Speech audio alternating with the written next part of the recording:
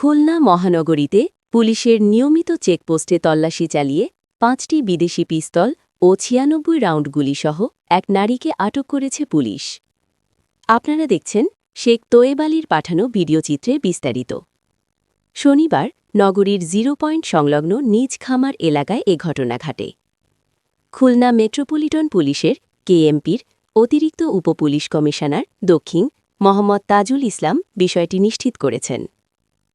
Police সূত্রে জানা যায়, আটককৃত নারীর নাম সুরাইয়া ইসলাম সুমি, বয়স ৪০ বছর। তিনি সাতক্ষীরা জেলার বাসিন্দা। প্রাথমিক জিজ্ঞাসাবাদে বলেন, উক্ত অস্ত্রগুলি নিয়ে ঢাকার গুলশানে যাচ্ছিলেন তরিকুল ইসলাম নামের কোনো ব্যক্তির কাছে। গোপন সংবাদের ভিত্তিতে 0 পয়েন্ট এলাকায় স্থাপিত পুলিশের একটি নিয়মিত চেকপোস্টে তল্লাশি চালানো হয়। এই সময় নূরজাহানের কাছে থাকা একটি স্কুল ব্যাগ তল্লাশি করে 5টি বিদেশি পিস্তল ও ৯৬ রাউন্ড গুলি উদ্ধার করা হয়। পুলিশ কর্মকর্তারা জানান, প্রাথমিকভাবে ধারণা করা হচ্ছে উক্ত নারী কোনো সংঘবদ্ধ অস্ত্র পাচারকারী চক্রের সদস্য। তিনি এইসব অস্ত্র অন্যত্র সরবরাহের উদ্দেশ্যে বহন করছিলেন বলে সন্দেহ করা হচ্ছে। ঘটনার সঙ্গে আরও কেউ জড়িত আছে কিনা তা খতিয়ে দেখছে আইনশৃঙ্খলা বাহিনী। এ বিষয়ে কেএমপির অতিরিক্ত উপপুলিশ কমিশনার দক্ষিণ মোহাম্মদ তাজুল ইসলাম বলেন, গোপন তথ্যের ভিত্তিতে পরিচালিত তল্লাশিতে বিপুল পরিমাণ অবৈধ অস্ত্র ও গুলি উদ্ধার করা হয়েছে। আটককৃত নারীর বিরুদ্ধে অস্ত্র আইনে মামলা দায়েরের প্রস্তুতি চলছে এবং তাকে জিজ্ঞাসাবাদ করা হচ্ছে। পুলিশ জানায়, সম্প্রতি খুলনা মহানগরীতে অপরাধী চক্রের তৎপরতা দমনে নজরদারি ও চেকপোস্ট কার্যক্রম জোরদার করা হয়েছে। নগরীর গুরুত্বপূর্ণ পয়েন্টগুলোতে নিয়মিত তল্লাশি অব্যাহত রয়েছে।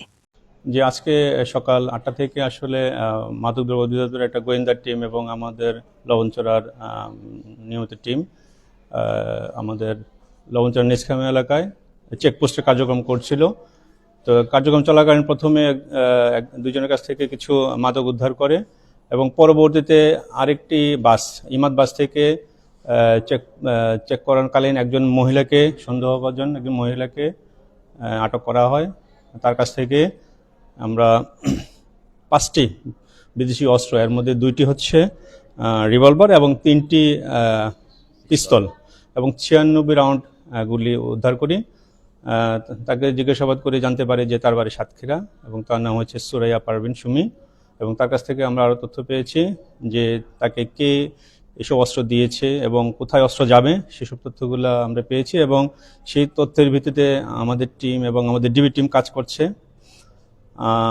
এবং আপনারা জানেন যে এই রুটে বেশ কিছুদিন যাবতীয় এভাবে ইন্ডিয়া থেকে বেশ কিছু অস্ত্র আমাদের সাতক্ষীরা খুলনা হয়ে ঢাকায় যাচ্ছে। তো আমরা এই অস্ত্র ব্যবসার সঙ্গে কারা কারা জড়িত আমরা ইনশাল্লাহ এদেরকে বের করে আইনের আওতায় আনবো। এটা আসলে আমাদের ইন্ডিয়া থেকে আমাদের সারা বাংলাদেশেই আপনার ঢাকা এবং সারা বাংলাদেশে এই অস্ত্রগুলো ছড়িয়ে পড়ে। তবে প্রাইমারিভাবে আমরা জানতে পেরেছি এগুলো ওই পার থেকে ইন্ডিয়া থেকে এসেছে এবং আমাদের দেশে এগুলা বিভিন্ন ধরনের নাশকতামূলক কাজে, সন্ত্রাসীমূলক কাজে ব্যবহার হয়।